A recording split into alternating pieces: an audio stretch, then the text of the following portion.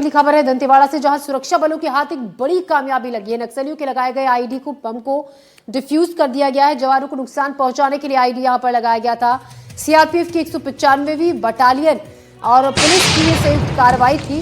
तो नक्सलियों के लगाए आईडी को बरामद कर डिफ्यूज किया गया। इस वक्त की बड़ी खबर दंतेवाड़ा से, जहां सुरक्षा बलों के हाथ एक बड़ी कामयाबी लगी। नक्सलियों ने जो आईडी बम वहां पर लगाया हुआ था उसको सर्चिंग के दौरान वहां से बरामद कर लिया गया और डिफ्यूज कर दिया गया। जवानों को नुकसान पहुंचाने के लिए नक्सलियों ने आईडी बम यहां पर लगाया था। सीआरपीएफ की 195वीं बटालियन और पुलिस की संयुक्त कार्रवाई ये थी।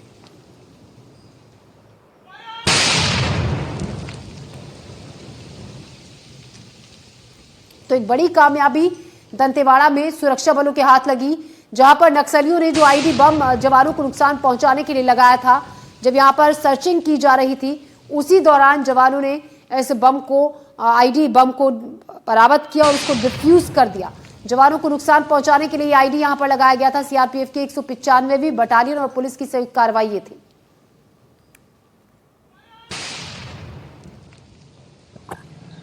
एक्चुअली ये आईडी का मिलने का रिलेशन 11 सितंबर 2025 को एक आईडी ब्लास्ट हुआ था, जिसमें हमारे 2 साथी सीरियसली इंजर्ड हुए थे।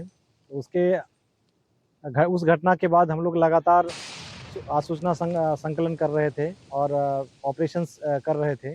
उसी कड़ी में ये सूचना मिली कि एक आईडी लगा हुआ है। फिर उस आईडी को हम लोगों ने रिकवर किया है, रिकवर करके उसको ब्लास्ट किया है। ये आईडी कुकर में लगा हुआ था और इसमें तकरीबन 5 किलो के आसपास एक्सप्लोसिव लगा हुआ था। इसको ब्लास्ट किया गया है। और इस खबर पर ज्यादा जानकारी के साथ हमारे सहयोगी पंकज भदौरिया हमारे साथ जुड़े। पंकज, एक बड़ी कामयाबी यहां पर और संयुक्त कार्रवाई, ये बताया जा रहा है कि सीआरपीएफ की 195वीं बटालियन और पुलिस की थी। दरअसल देखिए, बिल्कुल एक महत्वपूर्ण कामयाबी जवानों के हाथ लगी है, क्योंकि जवानों को ही नुकसान पहुंचाने के लिए नक्सलियों ने इस आईडी को प्लांट कर रखा था। और यह जो आईडी है, बारसूर और नारायणपुर मार्ग के बीच में मालेवाही के पास में जंगल में जब जवान सर्चिंग कर रहे थे तभी जवानों ने इसे बरामद किया। बता दूं मैं कि इस इलाके में इससे पहले भी नक्सलियों ने इसी तरीके से एक आईडी प्लांट की थी। इसमें एक सीआरपीएफ का जवान आया था और जिसका पैर घायल हो गया था। तो लगातार नक्सली इस इलाके में ऐसी नापाक कोशिश करते हैं कि जवानों को नुकसान पहुंचा सके, मगर जवानों की सूझबूझ से आज एक बड़ा हादसा होने से पहले ही टल गया। मौके पर ही जवानों ने इस आईडी को बरामद किया और उसे वहीं पर डिफ्यूज कर दिया। जी, क्योंकि पंकज, यही सबसे बड़ी चुनौती जवानों के हाथ और जो ऑपरेशंस में लगी हुई टीम होती है उनके लिए होती है, आईडी बम्स को डिटेक्ट करना और फिर उसको डिफ्यूज करना। क्योंकि ये बहुत पिछले दिनों की अगर हम बात करें, कई आईडी बम की चपेट में आने से कई जवान भी बुरी तरीके से जख्मी हुए थे।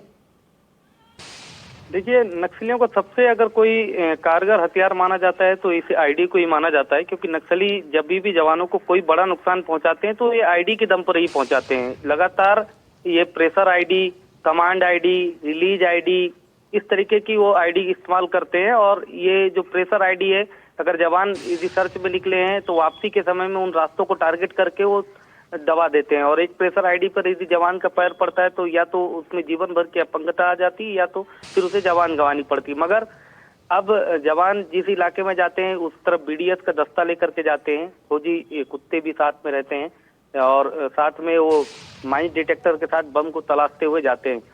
कभी कभार ऐसी चूक हो जाती है कि जिसमें जवानों को नुकसान उठाना पड़ता है, मगर लगभग जवान सतर्कता के साथ नक्सलियों की हर नाकाम कोशिश है उसे फैली कर देते हैं। जी, शुक्रिया पंकज जानकारी के लिए आपका। तो नक्सलियों के लगाया आईडी बम को डिफ्यूज किया गया है, एक बड़ी कामयाबी जवानों के हाथ लगी है। आपको बता दें कि सीआरपीएफ की 195वीं बटालियन और पुलिस की संयुक्त कार्रवाई ये थी। एक आईडी को बरामद किया गया, डिटेक्ट किया गया और फिर उसको डिफ्यूज किया गया, जो कि जवानों को नुकसान पहुंचाने के इरादे से नक्सलियों की तरफ से यहाँ पर लगाया गया था।